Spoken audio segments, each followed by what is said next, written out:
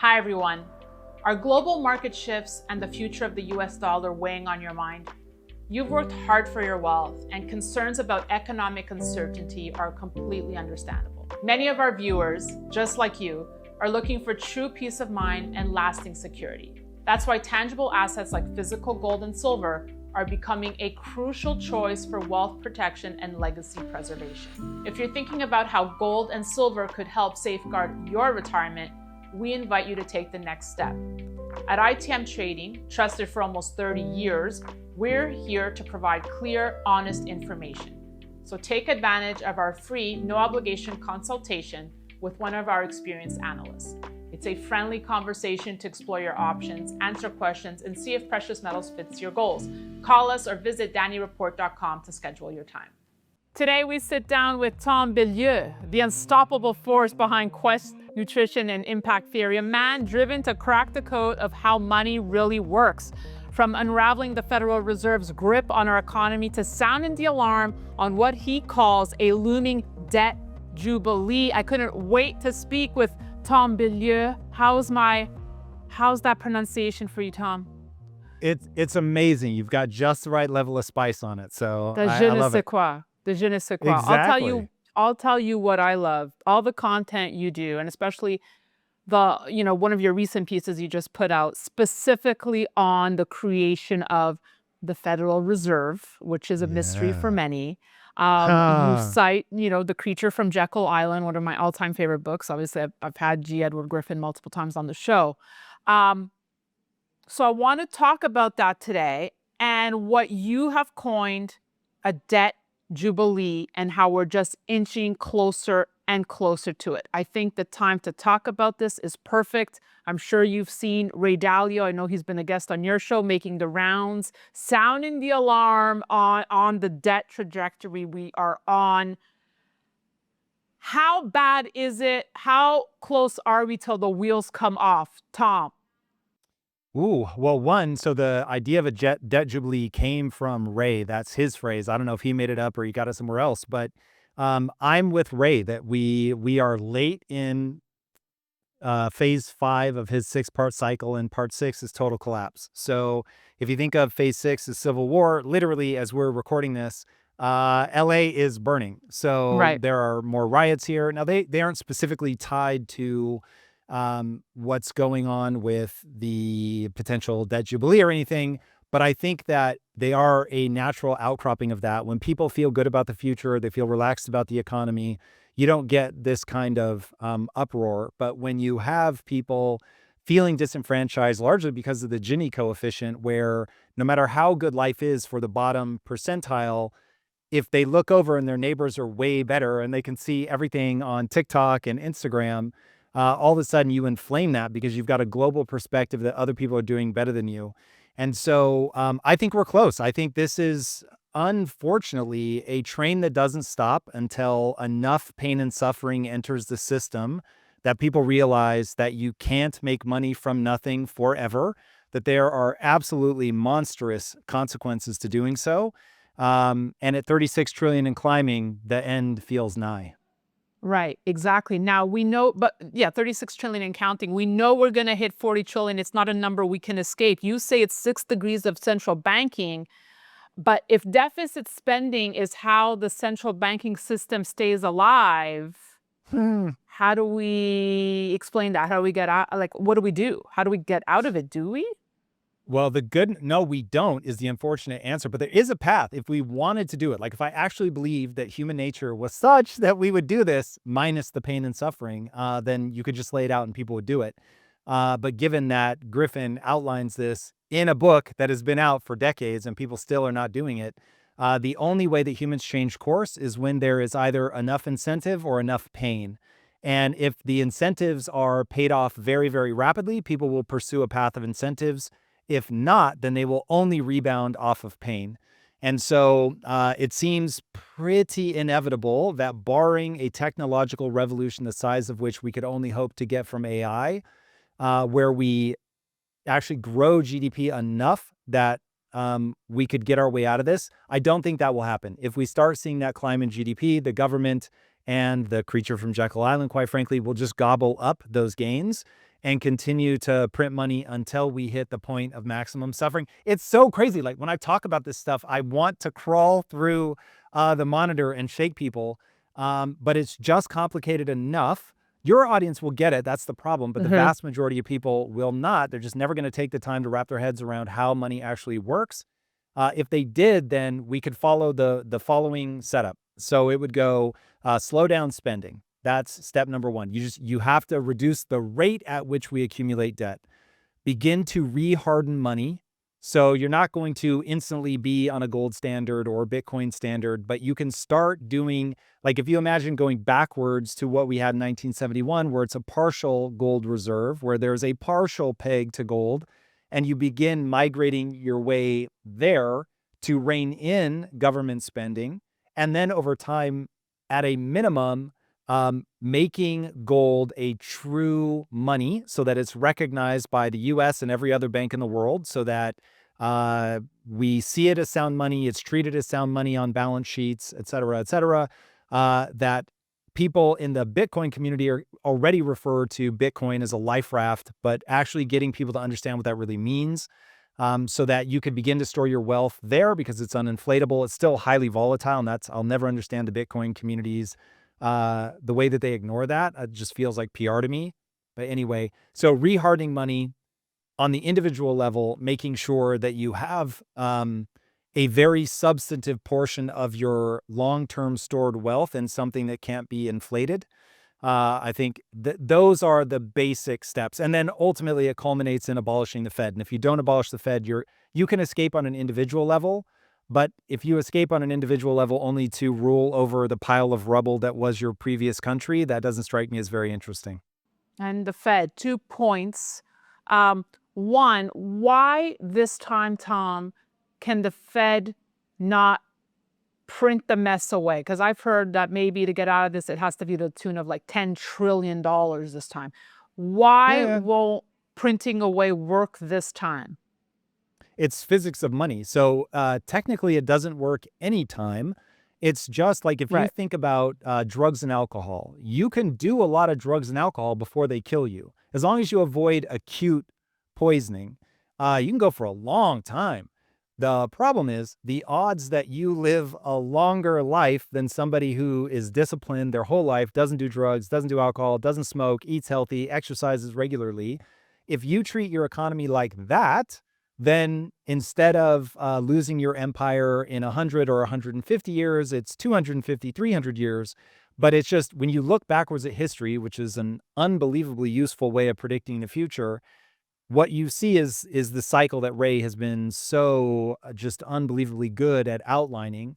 And the reality is the way that the human mind works is because you can, and just to go back to the analogy of doing drugs, because if you're, feeling down, you're blue, you can do cocaine and it picks you right back up. The tendency is just to do that until you finally do one bumps too many and you're dead. And so every economy in the last 500 years has done exactly that. They will inflate the money supply until it breaks, it hyperinflates. And then we get to what I was talking about before, which is there's enough pain and suffering in the system where people will fight for the austerity, they'll fight for the fiscal discipline. But getting people to do that there's another piece of the equation we have to put in here.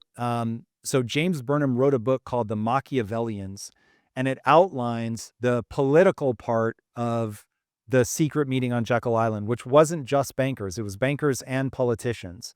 And so bankers understand how to socialize losses across everybody and then redistribute just to basically people like them. So they're certainly aiming at themselves, but will end up taking care of people that are useful to them in the long term. And then politicians need that free money to be able to promise things for free, to get elected and to stay in power. And what James Burnham outlines in the book is that it is absolutely impossible to escape having a group of elites.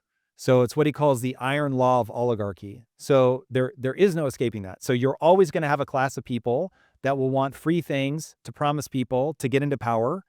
And then if you have a banking system that makes that possible, those two just get locked in a death loop that does what history has proven it does. which is implode. Such a good point. And I think the other main thing Dalio drives home is that it's so hard for Americans, at least, to fathom this idea of, wait, I'm going to wake up and my money's not going to be worth anything, because they haven't lived through a debt crisis. And I think that's the point you're making. And I'm actually inviting people to share their stories of people who lived through Argentina or Mexico, for example, of waking up to that reality, right? That overnight, their wealth all of a sudden was worth nothing. I mean, it seems impossible for most Americans to think of this. Would you not agree? I do agree, but the more troubling thing is that if you're in a position where consumer debt is as high as it is here, people hear debt jubilee and they think, oh, that's not so bad. And what I try to remind everybody, because your debts get canceled. And so they're like, well, wait a second, I don't have enough money in the bank to worry about. So if you told me that part of the equation breaks, I really don't care about that. And you're promising me a good time with the fact that there's going to be a debt jubilee and all this debt's going to get wiped out. And my beef with the term debt jubilee is it sounds hopeful and optimistic and good. And in reality, it's revolution and bloodshed. And so your debts get canceled because enough people die that they're just like, yeah, I don't care anymore. Like, wipe out my wealth. I just don't want to fight. I don't want to see another person I love die. And moments of revolution are so violent and so traumatic that eventually people will agree to just about anything. So it's ugly, it's brutal, and it is the cycle. How far away are we from that? Are you talking 5 years, 10 years, 20 years? I mean, the easy way to look dumb is to put a number on it, but I also hate it when people dodge questions. So I will answer that knowing that the likelihood that I'm wrong in the specifics are extremely high, but the directionality I think will prove out over time. I don't see how we make it to the end of Trump's 4-year term without some sort of very extreme debt event. So whether that is we get debt-induced civil war, or whether that is we do enough destruction to the economy in an attempt to get our way out of what he calls being abused by the rest of the world. I don't know what is going to be the straw that breaks the camel's back, but I will say something dramatic is likely to happen in the next 4 years. Let me ask you this, Tom, but he is, very concerned about his legacy, right? And how he will be remembered. Don't you think his administration will do anything possible to avoid that under his watch? Yep, I think they will certainly do everything that they can to try and avoid that for sure. But it just becomes a question of what are the knock-on consequences of the vision for America that he has. And so this is where Ray Dalio, I think, it's absolutely critical to either look at what he's saying and find the cause and effect flaws and say, based on what I know about how human nature works, about the physics of money, here's why Ray is wrong. Or you look at the cause and effect that Ray has laid out so well. And for my money, it's Ray Dalio, it's The Creature from Jekyll Island, and it's the James Burnham book about the Machiavellians, Defenders of Freedom, where you find yourself in this situation where things are going to be promised for free. People are going to acclimate to getting things for free. We're going to print money to pay for those things. That weakens the purchasing power of the dollar. The average person doesn't understand what's happening. They just see the wealth divide continuing to split. And so given that the big, beautiful bill is going to, they're requesting for a $5 trillion increase to the debt ceiling. So that tells you everything you need to know. Somebody who actually believes that this is going to have positive fiscal outcomes would say, we don't need an increase in the debt ceiling. But of course they do. And look, I get it. I don't know that anybody in that position is going to find a way around this. This is the physics of money. But when you find yourself at this late stage where you have government debt, corporate debt, and individual debt, just like absolutely maxed out to the gills, you're going to be spending more in 10 years? You're going to spend more on just the interest than on entitlements. That's a level of crazy. And so now you would literally, Trump or not, open to austerity measures or not, willing to bully the international community or not, you find yourself in a position where to give the free things to people to smooth out the choppiness in the economy, you have to print. And once you start printing at the kind of levels that we will escalatingly, if that's a word, have to print in, you just find yourself in trouble. And there are just too many cards set between what's going on in Russia, what's going on in Israel, what's going on. Hopefully, we've calmed things down between India and Pakistan, but U.S., China, AI. Anyway, I can get pretty in the weeds about the problem set. But I think it all comes back to we're going to print to calm people down because nobody has the discipline to say, yeah, it's going to suck, but it's going to suck a lot less than the implosion of the entire economy. What about the theory for many? Luke Groman was on Tucker Carlson saying this: no way out but a monetary reset, some sort of a monetary reset. Do you think that's where we're headed, Tom? I would need to understand the specifics of what he means by a monetary reset. Monetary reset to me is debt jubilee. That is, I am going to make things really, really bad for people that have become a creditor, and I'm going to zero things out for people that are in debt. And that is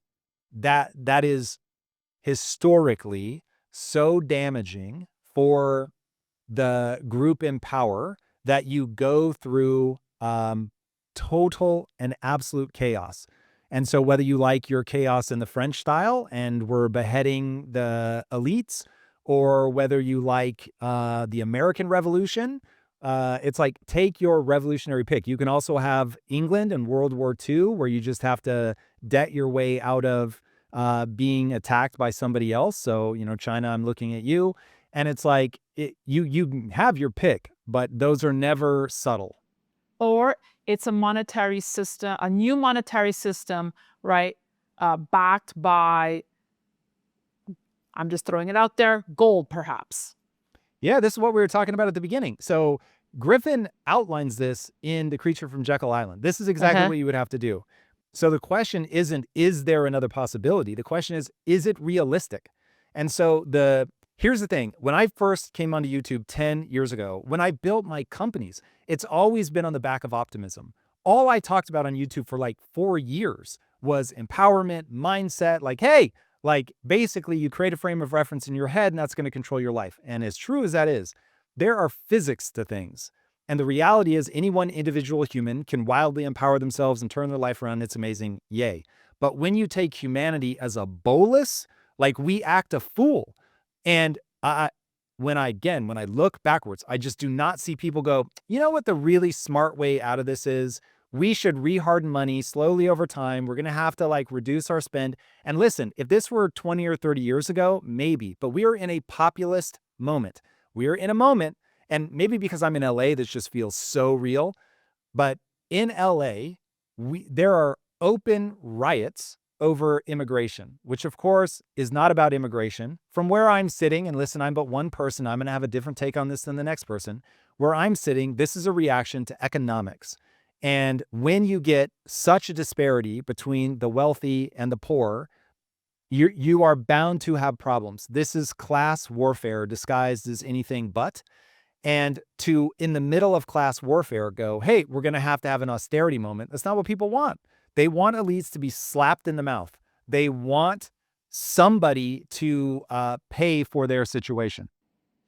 Just not to go off tangent here, but I am curious because sometimes what we see on the news is obviously, really out of context. But the situation in NLA right now, if you go outside your door, are you seeing this happening in front of you? Is it pockets? I mean, how many hundreds or thousands of people are we talking here? I don't call it 1,000 to 3,000, something like that. It's big marches. This is not end of civilization. This is not Rome is burning or anything like that. But when you look at directionality, that's when you carry this out into the future and you go, okay, listen, like I said, the easiest way to look dumb is to call a date. But directionally, something has to stop the rich getting richer and the poor getting poorer. Like if I can just get people on board with that, like if I can get people to agree, the thing that predicts revolutions is that disparity in wealth. then I just go, okay, well, in a system where we inflate the money supply and asset prices go up and half of America doesn't even understand or own assets, you tell me what's going to happen. So it will just I continue to divide.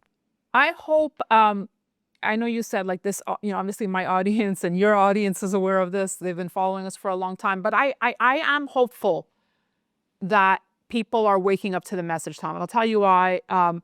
I've been speaking to people who maybe don't watch our shows. I was getting my son's haircut this weekend, and the stylist knows what I do and just turned to me and said, "But why is it that it feels that the middle class no longer exists? It's completely hollowed out." And I was like, "Eureka, yay. People are waking up and noticing." Do you not see this awakening, Tom? I mean, listen, if you want me to put on my optimistic hat and say, okay, look, Tom, you cannot stare into the abyss, for the abyss will stare back into you, which is a little too true. Sure, I can paint an optimistic scenario. I can, thanks to Griffin, I can literally walk people through the steps they need to take to get to the new monetary system that you're talking about. Uh, and then I remember a deeply uncomfortable truth, and that is humans get manipulated by other humans, by the way, because they are manipulatable. And the reality is that I don't think there is a very meaningful percentage of people who simply will not be able to understand, given all the time in the world, how money actually works, which means someone is going to give them a frame of reference. We are in a populist moment. What a populist moment is, hey, that feeling you have that something is wrong, I'm going to tell you what it is. And I'm going to give you a simplified version of what it is. I'm not going to make you understand the Mandrake mechanism. I'm not going to try to explain that printing money is like pouring water into coffee. I'm not going to try to get you to understand any of that. I'm just going to say, uh, elite bankers have stolen your future, and we got to make them pay. We got to make billionaires pay their share. It's only fair. It's only right. And as a government, I just need you to give me a little more control. Let me reach into their pocketbooks and I'm going to get you the money. I'm going to redistribute it to you. And the problem is that never works and it still feels good. And so people do what feels good, like real fast. AI is realizing one very weird thing about humans. We don't use logic. We reason by emotion. And so to act like a human passively, it can't be purely logical. It has to like make all these weird value judgments and be like all up in its feels. And so the reality is, if you want to control the populace, you control them with emotion. And that is just not a recipe for making your way through austerity. I'm not saying it's impossible. And boy, oh boy, if I'm talking to like a layperson's audience, I'm really trying to get them on board with like, hey, really basic things that they can do. Whew, yeah, it's not going to be easy. Like I said at the start, you did a great deep dive on the creation of the Fed. I'm just going to read part of your intro here. You say, true story. Six men representing 25% of the world's wealth meet on a private train. No last names, no press, no records if anyone asks. They're going duck hunting in Georgia, but they're not going duck hunting. They're building a bank, a private one that prints money out of thin air and loads it to the government for a fee. Sounds like a horror story. I invite everyone to check it out. Tom, what was the biggest takeaway from the deep dive you took on the creation of the Federal Reserve? That the physics of money are such that you will not be able to stop the train once you get on, and that every government of the last 500 years has gotten on the train. And so it's the final section of the deep dive is okay, here's what we would need to do to get out of it. I've long criticized the Bitcoin community for saying my very hated phrase that Bitcoin is a life raft, because I just think the Titanic is sinking and you're excited you're going to get on a life raft. Think about how many people are going to drown. And there is just an inevitability to what is playing out.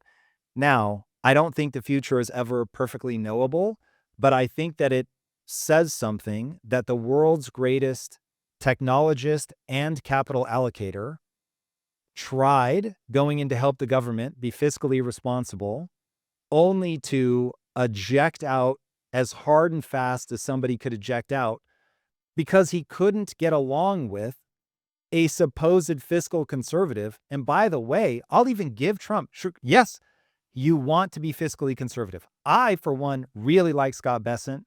I think he understands how the game is played. I think he wants to do the right thing. I just think the physics of money are undeniable, and we're late stage. And so what is it? I've always wanted to believe that there is a perfect sequence of words that could be uttered that would get people to recognize what's in their best interests. I have not found that to be true. Maybe I'm just not good Yeah. enough. But hey, if you've got those words, now's the time.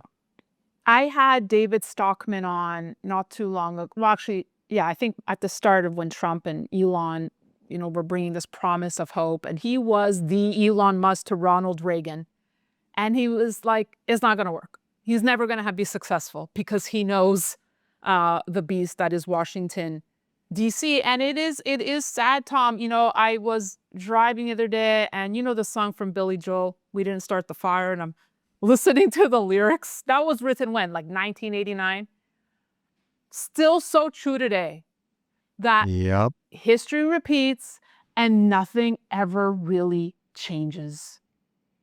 And It's crazy. it's just really, really sad. Tom, finally, just to wrap here, look, I want to equip people watching with things they can do, takeaways.